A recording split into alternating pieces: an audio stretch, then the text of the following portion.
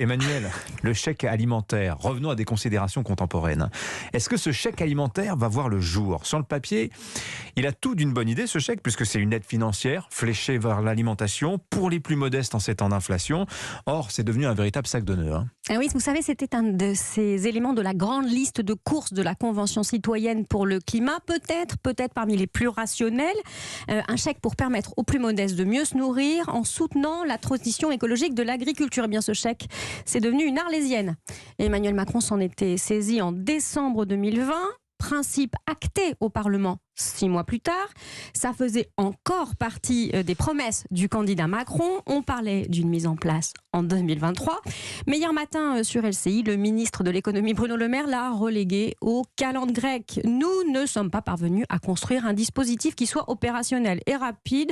Fermez le banc, rien dans le projet de loi de finances pour 2023. Plus tard, peut-être. Mais qu'est-ce qui s'est passé pour que ce chèque alimentaire tombe comme ça? Est-ce qu'on s'est emballé autour de lui?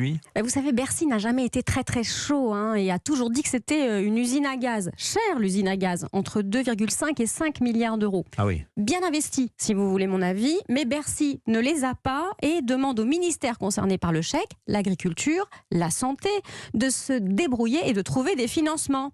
Et pour qui? Bercy a peur d'arroser sans distinction des ménages qui n'en auraient pas besoin en créant de la dette. Vous me direz, ça rappelle le chèque carburant. Voilà, ça n'était pas un obstacle, mais bon, c'était un petit coup en passant. Ouais. Et vous me direz aussi, c'est exactement l'effet qu'ont les promotions des prix à tout casser en grande surface qui détruisent de la valeur. Ça fait le même effet. Alors, il y a tout un débat aussi sur ce qu'on met dans ce chèque alimentaire, de ce qu'on pourrait acheter avec, de ce à quoi on n'aurait pas droit. La question vraiment pas simple. Ouais. Il faut cibler la nourriture déjà.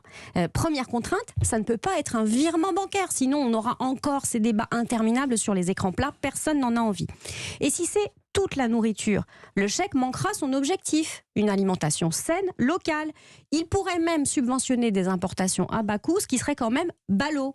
Mais ça ne doit pas non plus être des tickets de rationnement. D'ailleurs, les associations d'aide alimentaire mettent en garde. Pas de morale avec le chèque.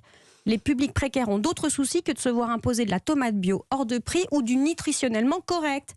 Et puis, il faut aussi trouver un système qui soit accepté dans tous les réseaux de distribution est capable de trier les produits. Je vous passe évidemment les inquiétudes concurrentielles au niveau européen si on subventionne uniquement les produits français. Donc bye bye le chèque alimentaire, là, si je vous ai bien suivi. Eh bien pour l'instant, oui. Il y aura bien un chèque inflation, 100 € versé à 10,8 millions de personnes en France le 15 septembre. Mais c'est un versement indifférencié, pas fléché, rien de spécifiquement alimentaire. Bref, il a tous les défauts que je viens de mentionner. Alors, c'est vraiment une occasion manquée en ces temps d'inflation. Je rappelle les chiffres. 5,5 millions de nos concitoyens à l'aide alimentaire. Une fracture de la nourriture. Nos concitoyens modestes souffrent plus des maladies de l'alimentation. Oui. On a raté un vrai moyen de lutte contre une inégalité révoltante dans notre pays d'abondance agricole. La promesse du chèque alimentaire, c'était un chèque sans provision et c'est très dommage.